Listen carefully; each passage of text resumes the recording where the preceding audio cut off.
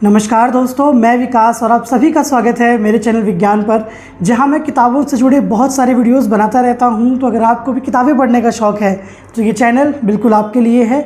और आज मैं बात करने जा रहा हूं उन किताबों के बारे में जो मैंने हालिया में ही खरीदी हैं। तो चलिए बिना समय गंवाएं और बिना यहाँ वहाँ की बातें किए बात करते हैं किताबों के बारे में। पहली किताब है मनु भंडारी जी की स्वामी। मनु भंडारी जी की बहुत सारी कहानियाँ मैं पढ़ चुका हूँ और उनकी लेखन शैली का मैं बहुत बड़ा फ़ैन हूँ और ये मैं अपने वीडियोज़ में अक्सर बताता भी रहता हूँ। और उनकी लिखी 2 किताबें आपका बंटी और महाभोज मैं पढ़ चुका हूँ और उन दोनों पर ही मैं वीडियोज़ भी डाल चुका हूँ अपने चैनल पर।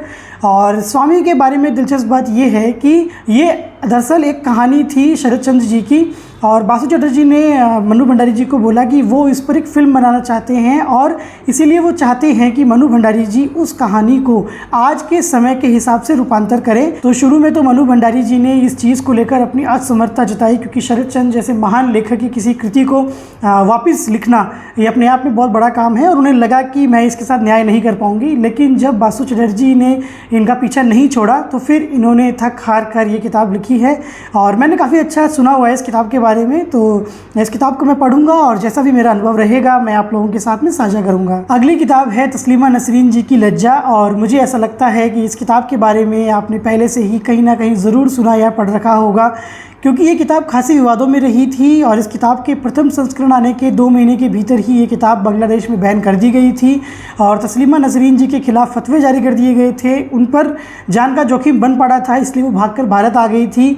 और ये किताब इतने विवादों में इसलिए रही थी क्योंकि भारत में 1991 में जब बाबरी मस्जिद तोड़ी गई थी तो उसके फलस्वरूप बांग्लादेश में हिंदुओं के खिलाफ दंगे हुए थे और हिंदू वहाँ पर अल्पसंख्यक हैं, तो उनके खिलाफ दंगे हुए थे, काफ़ी अटैक्स हुए थे और उन पर बहुत अत्याचार किए गए थे और हिंदू महिलाओं का बलात्कार तक कर दिया गया था। तो उन घटनाओं को पृष्ठभूमि बनाकर तस्लीमा नसरीन जी ने ये किताब लिखी थी और मैंने तो बहुत कुछ अच्छा इस किताब के बारे में सुन रखा है पर सुना ही है आज तक। अब ये किताब मैंने खरीद ली है, जल्दी इसे पढ़कर मेरा जो भी अनुभव रहेगा वो आप लोगों के साथ में साझा करूंगा। अगली किताब है इस्मत चुगताई जी की लिहाफ। ये उनकी 17 कहानियों का संकलन है जिसमें से लिहाफ भी एक कहानी है। और लिहाफ के बारे में मुझे लगता है आप सब जानते होंगे कि जब ये कहानी प्रकाशित हुई थी तो इसकी वजह से इस्मत चुगताई जी पर लाहौर हाई कोर्ट में केस दर्ज हो गया था। हालांकि बाद में वो उस केस से बाइज्जत बरी हुई थी। इस किताब में मुझे एक कमी ये लगी कि इसमें कोई भूमिका नहीं है, डायरेक्ट कहानी शुरू है और इसकी वजह से हमें पता नहीं चलता है कि ये जो कहानियाँ इस संकलन में ली गई हैं वो किस वजह से ली गई हैं। क्या ये जिस क्रम में प्रकाशित हुई थी उस क्रम में ली गई हैं या फिर उनके हर एक कहानी संकलन में से जो 1-2 उम्दा कहानियाँ हैं वो ली गई हैं। तो आधार क्या है पता नहीं चला। और दरअसल मेरे को भूमिका पढ़ने की बहुत आदत है और जब भी मैं भूमिका पढ़ता हूँ तो कुछ कहानियों के बारे में या लेखक लेखिकाओं के बारे में कुछ नया जानने को मिलता है। और देखते हैं इस किताब को पढ़कर मेरा जो भी अनुभव रहेगा वो मैं आप सबके साथ में जल्दी साझा करूँगा। अगली किताब है मनीषा कुलसेस जी की किरदार। इस किताब को ख़रीदने से पहले मैं मनीषा कुलसेस जी के बारे में कुछ भी नहीं जानता था। मुझे इस किताब का शीर्षक बहुत अच्छा लगा और इस किताब को ख़रीदने के बाद हालांकि मैंने मनीषा कुलसेस जी के बारे में कुछ जानने की कोशिश की और एनडीटीवी की वेबसाइट पर मुझे उनका एक इंटरव्यू मिला और 1-2 इंटरव्यूज़ मैंने और पढ़े उनके। तो अच्छा खासा इनका बॉडी ऑफ वर्क है। मुझे इनके इंटरव्यूज़ भी काफ़ी अच्छे लगे। और एक चीज़ मुझे बहुत दिलचस्प मालूम पड़ी कि हिंदी साहित्य के ऊपर जो सबसे पहली वेबसाइट थी हिंदी नेस्ट, वो इन्होंने ही बनाई थी और वो आज भी वेबसाइट सक्रिय है। तो ये मुझे बहुत अच्छा लगा और इनका जो ये सराहनीय कदम था इसके लिए मैं इनकी प्रशंसा भी करूँगा।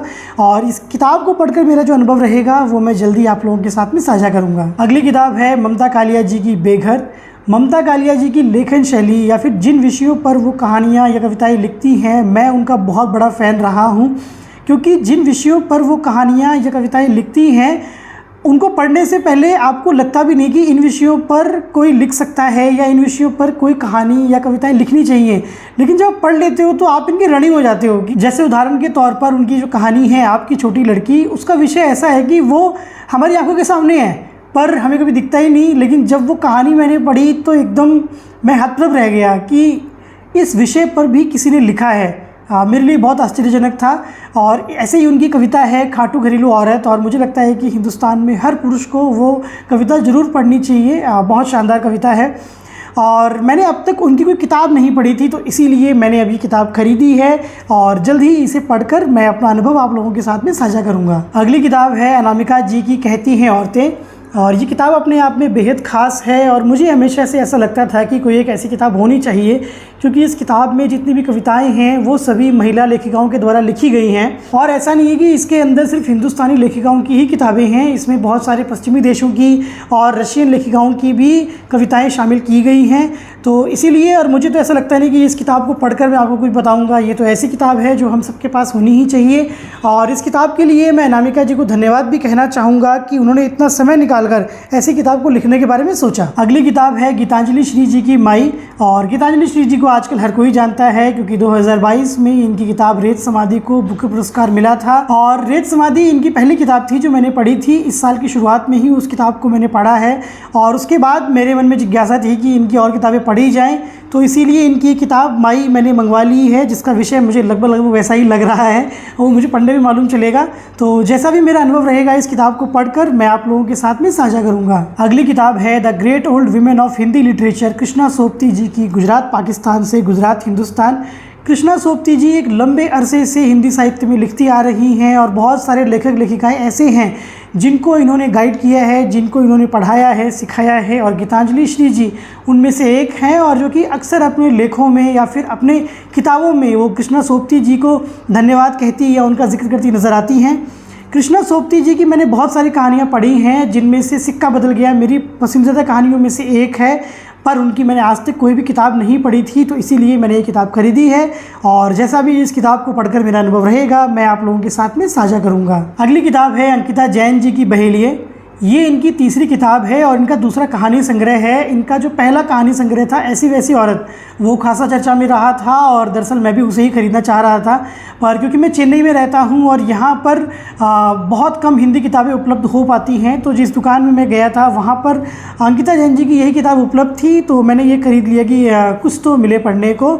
और ममता कालिया जी ने बहुत अच्छी बातें कही हैं अंकिता जैन जी के बारे में, तो मुझे लगता है कि इनको पढ़ना सुखद अनुभव रहेगा।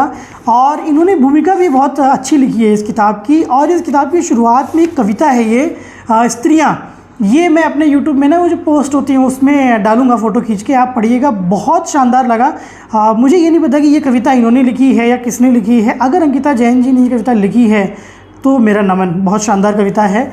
तो इस किताब को पढ़ने का मेरा जो भी अनुभव रहेगा वो मैं जल्द ही आप लोगों के साथ में साझा करूंगा। अगली किताब है खुद से मिलने की फुर्सत किसे थी। ये परवीन शाकिर जी की नज़मों और गज़लों का संकलन है, जिसे रक्षंदा जलील जी ने संकलित किया है। और अगर आप परवीन शाकिर को नहीं जानते हो तो मैं बताता हूँ कि मैं जब शेर व शायरी पढ़ना मैंने शुरू किया तो मुझे हमेशा ऐसा लगता था कि शेर व शायरी हमेशा लड़के करते हैं लड़कियों के लिए, और मैंने कभी सोचा भी नहीं था कि लड़कियां भी लड़कों के लिए शेर व शायरी करती होंगी, क्योंकि हमारे भारतीय समाज में लड़कियां इश्क मोहब्बत में पहल नहीं करती हैं। तो मेरा तो यही सोचना था, लेकिन फिर मैंने परवीन शाकिर जी को पढ़ा और तब मैंने जाना कि लड़कियां भी उतनी ही शिद्दत से शेर व शायरी करती हैं लड़कों के लिए। जैसे कि एक शेर मैं आपको सुनाता हूँ कि वो तो खुशबू है हवाओं में बिखर जाएगा, वो तो खुशबू है हवाओं में बिखर जाएगा, मसला फूल का है फूल किधर जाएगा। और ऐसे ही बहुत सारे शेर, ऐसी बहुत सारी गज़लें हैं जो मेरे दिल को बहुत भाती हैं। इस किताब का तो मुझे आपको रिव्यू देने की ज़रूरत नहीं है, और अगर आपने अब तक परवीन शाकिर जी को नहीं पढ़ा है तो आप ज़रूर पढ़िएगा, आपको बहुत मज़ा आएगा। तो ये था मेरा वीडियो, और ये वीडियो आपको कैसा लगा मुझे कमेंट सेक्शन में ज़रूर बताइएगा। और मैं सारे कमेंट्स पढ़ता हूँ और सब कमेंट्स पर रिप्लाई भी करता हूँ, क्योंकि मुझे ऐसा लगता है कि ये यूट्यूब चैनल ही वो ज़रिया है जिससे मैं उन लोगों के साथ में जुड़ सकता हूँ जो किताबों से मेरी तरह बहुत सारा प्यार करते हैं। और अगर आपको वीडियो अच्छा लगा है तो वीडियो को लाइक भी कर लीजिएगा और दोस्तों को भी मेरे चैनल के बारे में बताइएगा, ताकि हमारे इस कारवां में और लोग भी जुड़ सकें। जल्दी मिलता हूँ आप सबसे मेरे नए वीडियो के साथ में, तब तक आप मेरे इन दोनों वीडियोस को भी देख सकते हैं।